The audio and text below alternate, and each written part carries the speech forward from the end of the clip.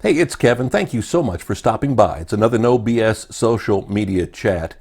I was going to talk about this. Well, I had a plan when I was thinking about upcoming episodes. Shortly after one of my favorite musicians, Prince, died, about sharing your passion. But it really was hammered home in 3 meetings I've had with prospective clients over the course of the last couple of weeks. When it came up in each and every meeting, we weren't just talking about social media per se. We were talking about the music business. We were talking about media. We were talking about everything in general. And to each of them, as we get to talking about social media, they said, I just don't know what to share. I don't know what to do. Everybody seems so handcuffed by social media and what to do because they're so focused on being successful at it, they're almost afraid to experiment. Well, the reason I say share your passion is simple. Prince passed away a couple of weeks ago. And as a fan, as a big fan, I was upset, I was bummed out, but my life was going on. But what amazed me is how many of my friends, how many of my former coworkers, in fact, a couple who I don't even talk with, who I really don't have a relationship with, we aren't friends on Facebook. I mean, my Facebook page is open and visible, who reached out to me on Facebook to say, hey, when Prince passed away, you were the first person we thought of. Now, here's the funny part. I spent the majority of my time working in country music radio when I knew these people, so I was a country guy. But yet, all these country music-oriented people thought of me when it came to Prince. Why? Because I wasn't afraid to share my passion. And that was one thing. I didn't talk about Prince while I was on the radio all the time. I talked about more the artist we worked with, the artist we were promoting at the time. But anybody who knew me, anybody who connected with me, and this goes back to pre-social media, knew I was a Prince fan, knew I went to Prince concerts. I traveled to Minneapolis a few times. I saw him on the road. I've seen him a bunch of times and bought a lot of his music. And, well, was a member of all his fan clubs and things like that.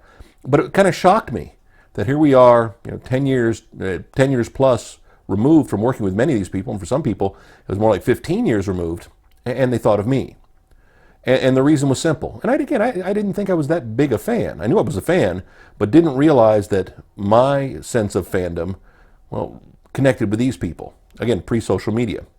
Sure, I talk about Prince every now and again, but just the other night I talked about Justin Timberlake on the internet, even though I'm not working with him and new music out, talking about him. I talk about my clients too.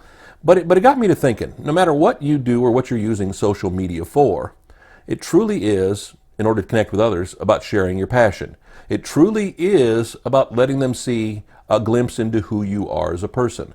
One of my big passions in life over the last decade or so, maybe 15 years, has been artwork. And I've talked about my love of Peter Max and Mark Mothersbaugh as an artist, both a recording artist and as a visual artist, as well as Shepard Fairey. And recently in Nashville, we've had a bunch of graffiti-oriented artists, street art artists come into Nashville as part of a big project.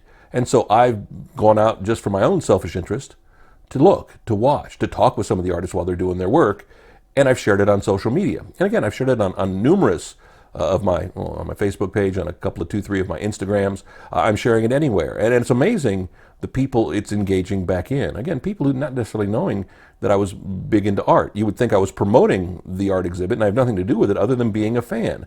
So I think it's important to always think, well, sure, you want to promote yourself, you want to promote your brand, your career, whatever you're using social media to do to build your following.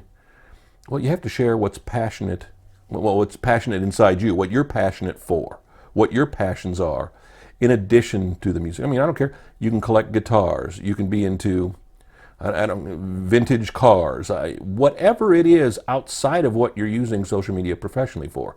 It's amazing. I have small businesses follow me on social media, on numerous ones of my platforms.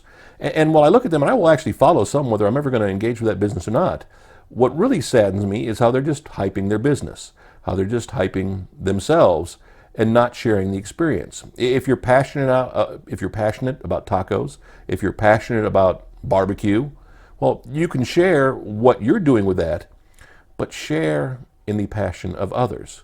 Share what others are passionate about and how it relates to you. Does that make sense? I think it's important to feel that passion, to share that passion, in order to get people, well, to feel passionate back. Food for thought, and I guess I can never repeat it often enough. Sharing your passion will make a world of difference. Whether it's directly related to what you're trying to promote or not, give people a part of who you are. It'll make them want to be passionate about you. And that's what we're talking about. another No BS social media chat next week right here. NoBSSocial.com is the website. Of course, you can find us on YouTube. You can find us on Facebook in a couple of places.